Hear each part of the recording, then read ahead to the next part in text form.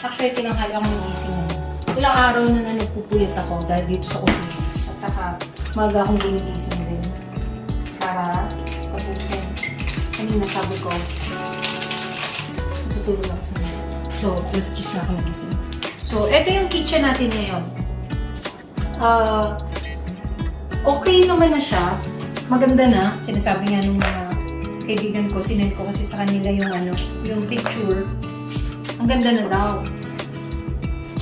Dahil mas maaliwalas na syempre dahil puti. Plus, na siya, nagmukha na siyang marble. Marble ako ng marble. Marble na yung style niya. Although, syempre, ngayon lang ako gumawa ng epoxy na ganito kalaki. May mga part ako na na-miss. And nag-allergy ako. So, kung allergy kayo sa epoxy, huwag niyo siyang gagamitin. Not unless, hindi ganun ka-severe.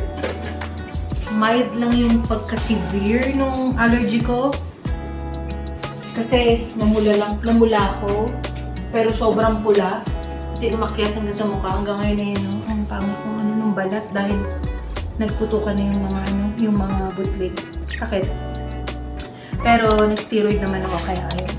So now, kung hindi kayo marunong mag-resin epoxy, nyo muna, mag-google kayo, manood kayo ng videos. Epoxy resin, yun yung ginamit ko para kumintab to and mag-harden. So, nilagyan namin ng design, kami ni Shakira, and then, pinuhusan namin noon. 7 days yun bago mag-cure. Actually, 6 days, pwede na. 5 to 6 days, mag-cure na siya. So, matigas na. Para na siyang bato. Kaya pwede na siyang patungan. So, 1 week na magulo to. Pero, hindi ko ina-advise yun na gawin yun, not unless hindi kayo allergic or na-handle nyo na siya before. Tapos, i-google nyo na lang kung paano siya gawin. Kasi, meron naman siya instructions. At saka marami nag-share sa DIY. Now, eto na yung itsura ng kitchen. And, katulad na ng kwento ko, o baka hindi, baka i-edit out natin. Ginawa ko to isa-isa, yung mga stencils. So, meron akong stencil, tapos drawing ko. Hindi ko drawing. Dinikit ko, tapos nilagyan ko siya ng paint. And for me, it turns out fine. Turns out okay. Maganda naman siya. And kung tingnan nyo, kapag sa video, maganda naman siyang tingnan. Diba? Fair enough. Pero parang, para sa akin, although yung mga kaibigan ko, sinend ko na yan, sabi na, wow, ganda na ng kitchen, kahit doon sa hipag ko. But then, nakita niya na rin doon sa video. Para sa akin, mukha kasi siyang nagmukha siyang, hindi, maganda naman siya, wala namang problema. Pero para sa akin kasi, hindi ko siya ganun kagusto. Although, grabe, pinagkirapan ko yan magdamag. Maganda naman siya, kaya lang, para sa akin, parang may iba akong bet. Supposedly, i-epoxy ko rin yon yung side. Ang problema, hindi mahirap mag-epoxy ng vertical dahil bababa. Dahil parang nagle-level yung mag-isa so babagsak siya. So, mangyayari, yung ibabaw nung walang epoxy. Ngayon, pwede naman magkakat ka ng plywood or plyboard and then dun ka magde-design o ka mag-epoxy. Ang problema, ikakat mo ngayon yan. And wala naman akong ganung gamit para makat siya para mag-fit dun sa size. Eto, madali ito kasi isang pahaba lang yan. Ipakat mo lang yung size niyan. Pero, yung mga butas para sa outlet at saka yung sa window, hindi ko alam paano ko ipapakat dahil wala naman ako ng saw na maganda para magpantay. So, ngayon, in short, ito yung gagawin ko. Meron ako ditong binili sa Amazon na peel and stick. Pero ito is much better than the previous one. Hindi siya yung crappy na. Hindi naman ganun ka-crappy na bili ko dati kasi tumagal naman siya ng 2 years eh. 2021 ko yung kinabit. Kakatanggal ko lang ng last week. Eh, maganda naman siya. Kaya lang, nung kinabit ko yun, napansin ko na meron akong maling na ikabit. So, yung parang positioning ng tiles, ng brick, subway tiles is parang nagpantay. Parang syuma lang. Pero, lagi ako nababother nun. Every time na nagluluto ako, nakikita ko yun. Siyempre, kapag bisita kayo, hindi nyo yung mapapansin. Natalasitigan nyo. Pero ako kasi nakikita ko, wala naman akong ganong katinding OCD. Pero, every time nakikita ko siya, naiinis ako. Hindi ko siya type. So now, ito yung binili ko. Bumili ako ng parang marble style din. And meron siyang mga, what do you call this? Yung finishing na parang bakal. So, eto nga yung ipapalit ko. Ayan. Binili ko siya sa Amazon and return ito. So, original price niya is $70. Pero since return, 40 ko lang nabili, 41 isa. So, $20 discount. Malaki na discount ko. Yun. And, kung titingnan nyo, hindi siya nagamit. Even yung back peeling, hindi siya nagamit. Hindi siya yung tinanggal kasi binalik. Yung iba kasi ganun itsura. Pero ito okay naman. So, ayun yung papalit. Ngayon, pinag-iisipan ko kung pataas or vertical or horizontal mo siya gamit. Gagawin ko ngayon, susukatin ko siya and then titingnan ko kung ano lang mas maganda. Now, pwede siyang i-cut ng gunting lang. Meron din akong cutter dito, pero kasi yung cutter na to mababaw.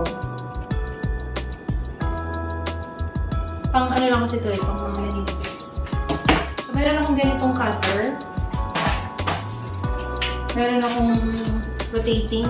Meron akong regular cutter. Meron din akong weaving. And meron akong X-Acto knife. Tapos yung ruler. So, i-figure out ko na lang is kung pataas or pa horizontal. So, gawin na natin.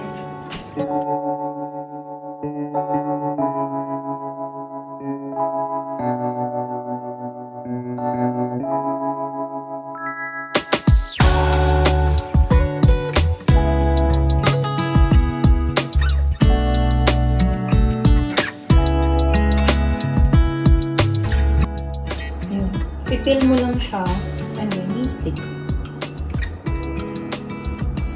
Nilinis ko na itong lababo. Ay, lababo. Itong pader.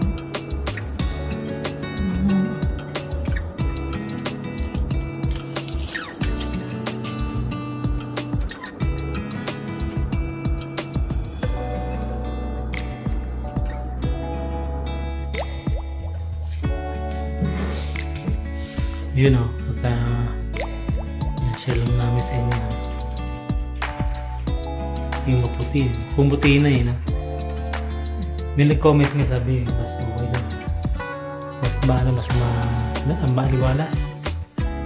Yun nga, mas maliwalas nga.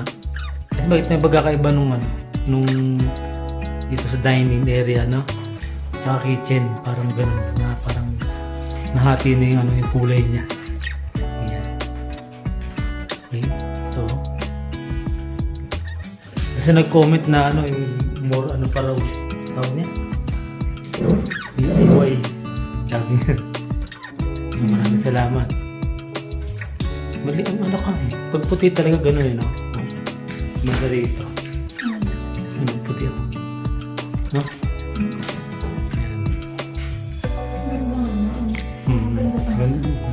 Parang pag tinignan mo siya, madilim dito sa area na to. Ito yung pitch yung nakita mo. Hindi pa, yung ilaw niya, ganyan, pa yan hindi pa talagang malinaw yan. Pag malinaw yung maganda, no? Pero okay na rin siguro. Ayaw ni Martin. Sobrang linaw to. Ginawa ko rin. Ayaw, ito. Bago na yun. Gusto ka nila yun. Ito yung bagong yung coffee. Kasi na Halloween. Ayun coffee bar. Yan. Ito yung gamit ni Sir. Ay! Tinabakan ko muna yung mga tasa pala rito. Kasi ito, ito, ano kayo ito? Cheeseburger. Yan. Pang tape. Tawag dito. Bugyong November na eh. Yan yung mga design eh.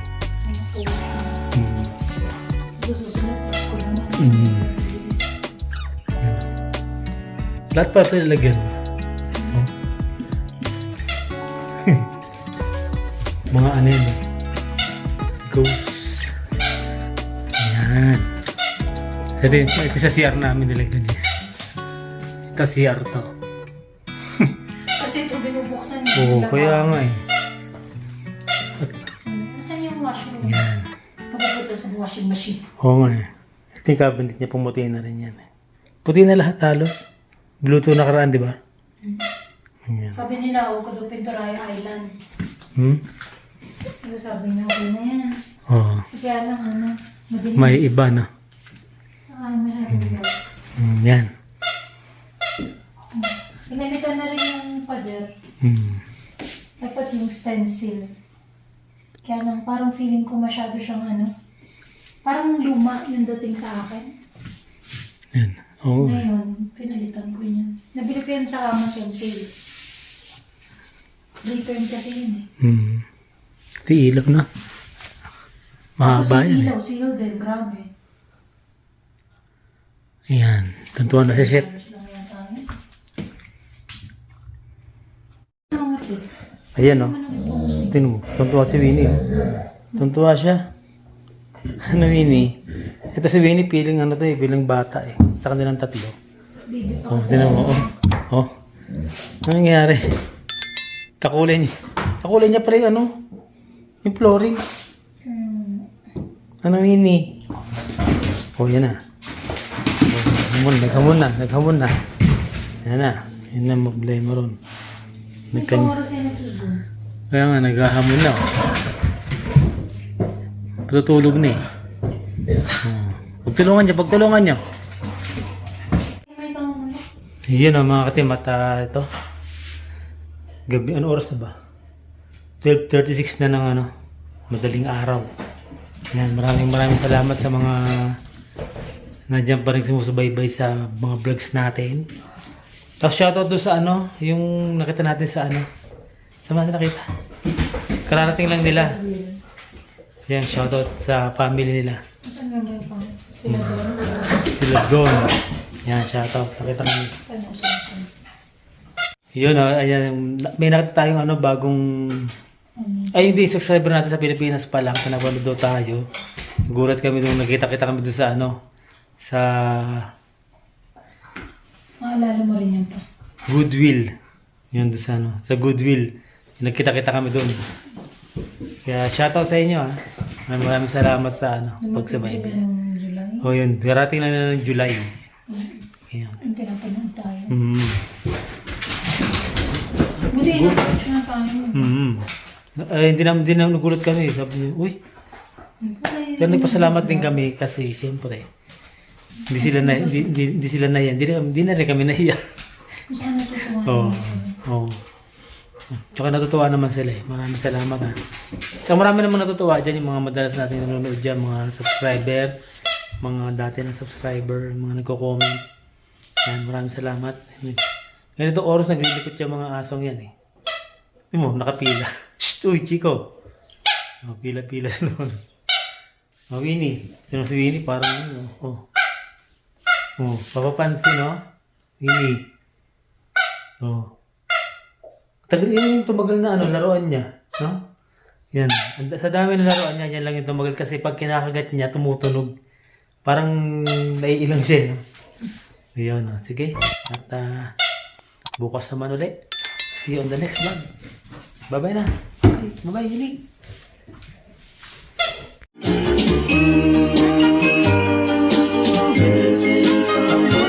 Missing someone